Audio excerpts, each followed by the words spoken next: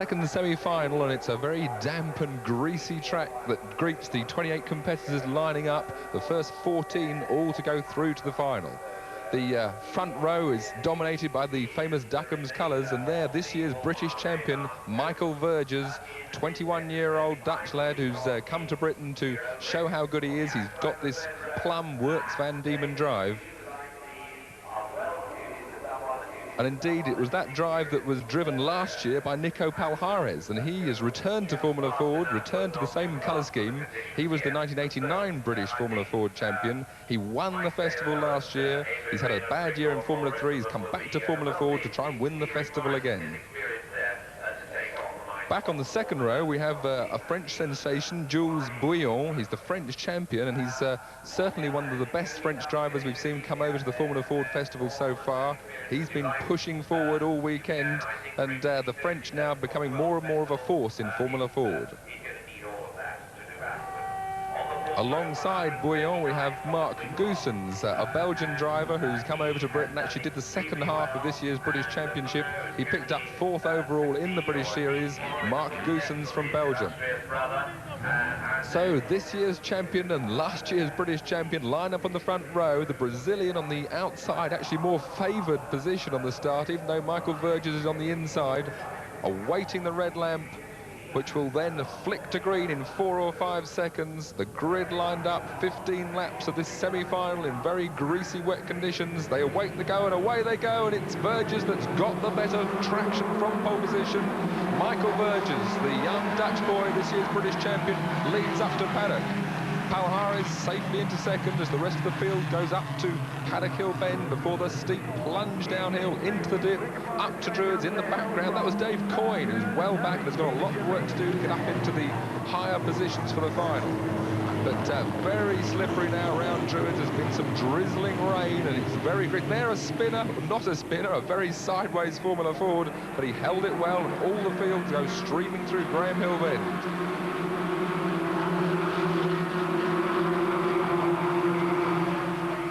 Through Surtees, up through McLaren, braking for clearways. It's Vergers ahead of Palhares there. Rick Morris diving up the inside for 4th. Rick Morris, a Formula Ford veteran. There he is up into 4th place already.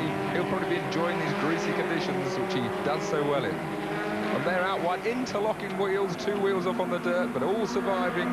The field stream across, 1 lap down, 14 to go.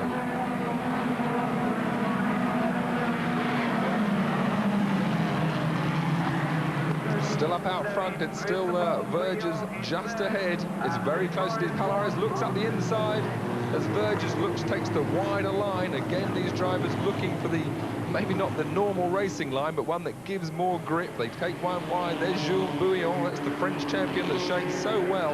He's following these 2 Van Diemen drivers out front, the Works drivers, and Dave Coyne charging up through the field in the background.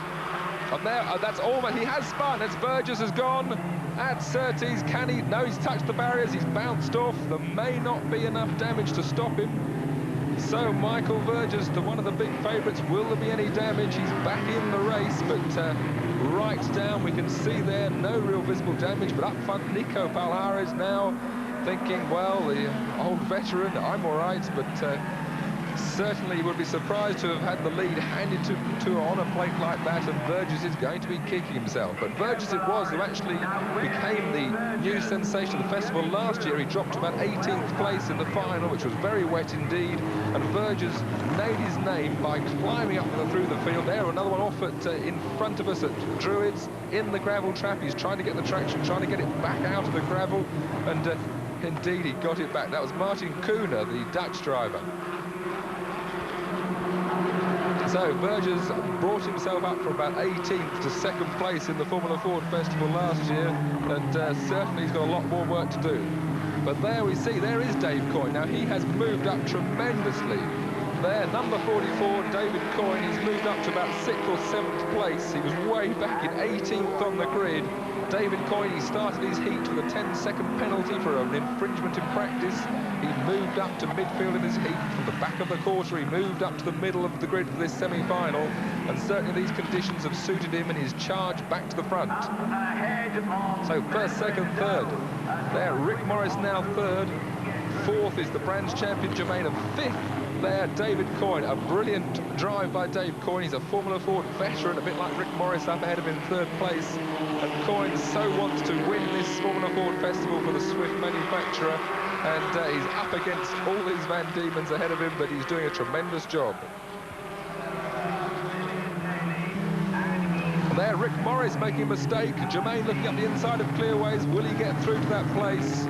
That was Rick Morris making a slight mistake at Surtees. Germain doesn't get through, and now it's David Coyne trying to take that position. Indeed, Germain it is who has a slip and a slide, and Coyne goes through up into 4th place.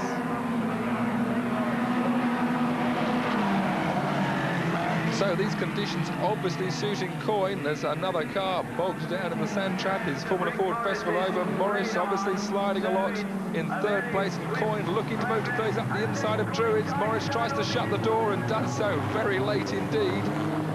Coyne has to duck out the way. Coyne being shadowed by David Germain, the Brands champion, also in a Swift chassis. Rick Morris in a Reynard, while the 2 ahead of him getting away, both in Van Diemen chassis. So 3 different chassis. There off, that's Bobby Verdon Rowe and Thomas Winkelhock, the youngest of the Winkelhock brothers. And Verdon Rowe, he can spin the wheels as long as he wants, but he's not moving. Morris in 3rd place, still under intense pressure from Dave Coyne, going wider than ever, looking for that grip, and this time Coyne up the inside. But again, Morris finds better traction on the outside line. But Coyne, being shadowed by David Germain, must surely get by soon. Morris takes the lower line. Coyne goes wide up to Paddock. Outbreaking on the outside, tremendous. Can he hold on round the outside? Indeed he does. That is a beautiful manoeuvre by Dave Coyne. And using all his experience in these tricky conditions, he has come from 18th on the grid to 3rd place. And now, can he catch the 2 flying Van Diemen's ahead of him? Straight away, he's moving away from Rick Morris. Rick obviously not happy in these conditions, the car sliding a lot. But Coyne now charging for it. Indeed, Bouillon has caught Palhares up front. So the French champion is closer to Palhares than ever. And meanwhile, Coyne is on the charge.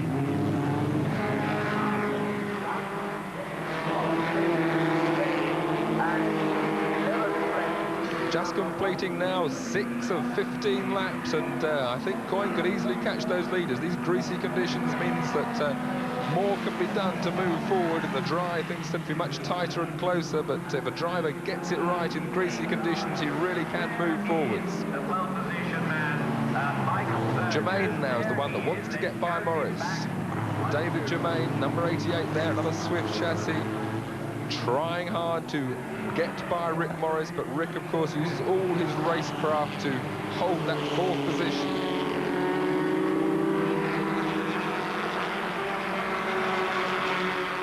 Morris and Germain. Mark Goossens, the Belgian, also holding a watching brief in 5th place.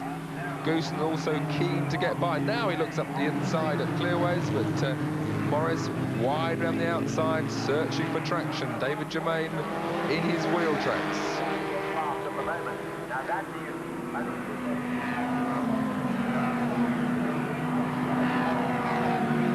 Not so close this time. Morris, a little bit of breathing space as Germain builds up to another overtaking manoeuvre, but he's got to be careful because the Belgian Mark Goossens is in his mirrors.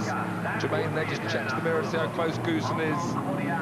But Morris at the moment seems to have settled down. Coyne getting away at the front.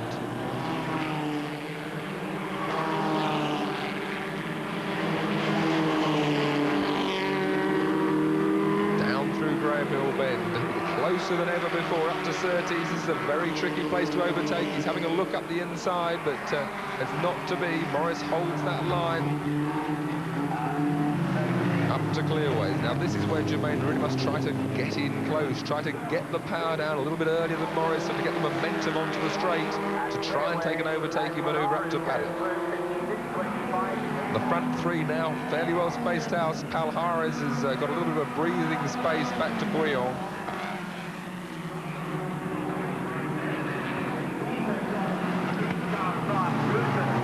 So Germain there makes a little bit of a mistake at Paddock Hill Bend. Morris some breathing, but Goossens now challenging Germain. There up front, Palhares, just enough squeeze for Bouillon. This really the dice of the moment. Verger's not making much of a comeback. He's down in 17th place. He'll need to get up to 14th in order to qualify for the final. This really the battle at the moment for 4th place. Rick Morris holding back Germain and Goossens. Morris so wide, just right round the edge of the circuit, the cleanest part of the track where there's not so much rubber, and the place where most traction can be gained. Now Germain closing back up again. He keeps on having an attack, but each attack costs him ground. He moves back. There's an enticing door open on the inside, but Rick Morris knows only too well that he's going to break late enough to hold him off. The track, in fact, if anything, getting a little bit drier now, which is probably helping Morris there into the barriers.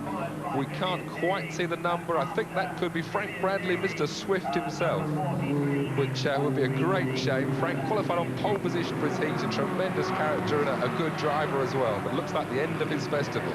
But certainly now Morris seems to be edging away. That was indeed Frank Bradley getting out safely. Nice to see.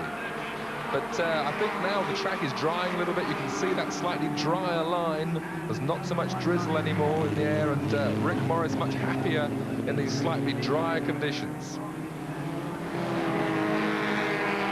197. I have to look back to the beginning.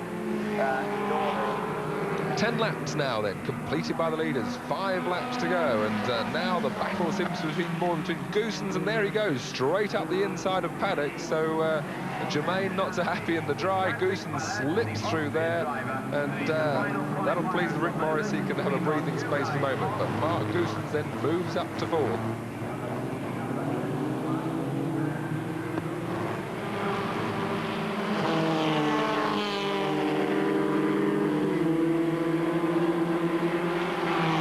So that little battle seems to be settled at the moment. Morris, Goossens and Germain.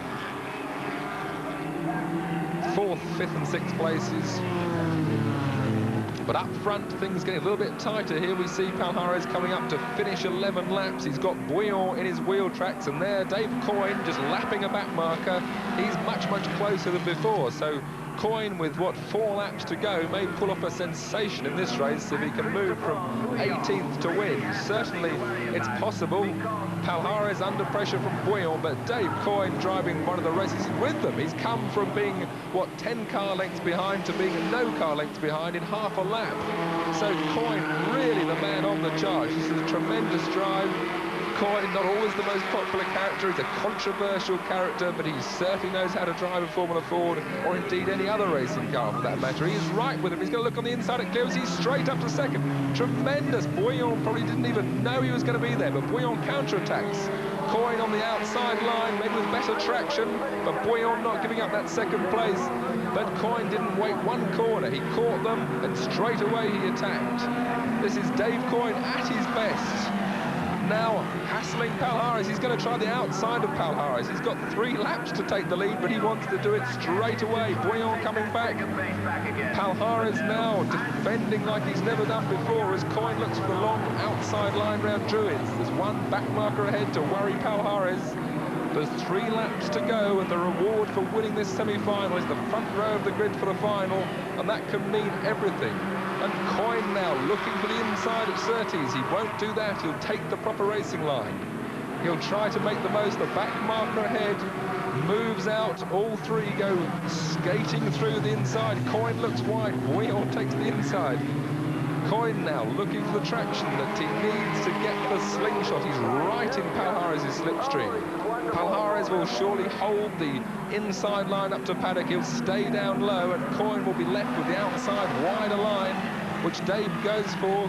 Palhares braking later. Coyne snaps back inside, pulls tighter, down Paddock Hill. Tremendous. He's up the inside of him. A perfect manoeuvre. The classic. Palhares knew he was under pressure. He braked later than ever before, and Dave Coyne, with 2 laps to go, leads the semi-final, having started his heat 10 seconds behind the rest of the pack. He's moved forward in the reminiscent of Johnny Herbert's famous 1985 Formula Ford Festival when the same thing happened. And Coyne now leading the field, leaving Nico Palhares there to fend off Bouillon. Palhares' teammate Verger's now in the 1 short of qualifying for the final. He's up to 15th place, still some work to do for Verger's even to get in the final. So up to start his last lap goes Dave Coyne in and the best driver we've seen so far today. Palhares has a little bit of breathing space from Bouillon. A couple of back markers ahead to worry Dave Coyne. Palhares will be hoping that they might just slow Dave Coyne's momentum for a fraction of a second and give him a chance, but really, he's not close enough to do it. In fact, he's more worried about Bouillon. Bouillon right behind him, looking up the inside.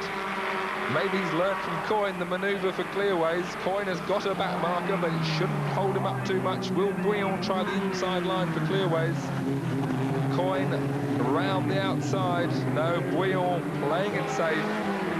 He's going to let Palhares have that second place. But after 15 laps of superb Formula Ford racing, Dave Coyne from 18th or 19th on the grid wins the semi-final. Second, Palhares. Third, good drive from French champion Bouillon. Fourth, Rick Morris held on. Fifth and sixth crossed the line together. So a superb race by Dave Coyne there. He's come from 18th, he's won his semi-final, and the reward, a position on the front row of the final alongside Michael Edgar.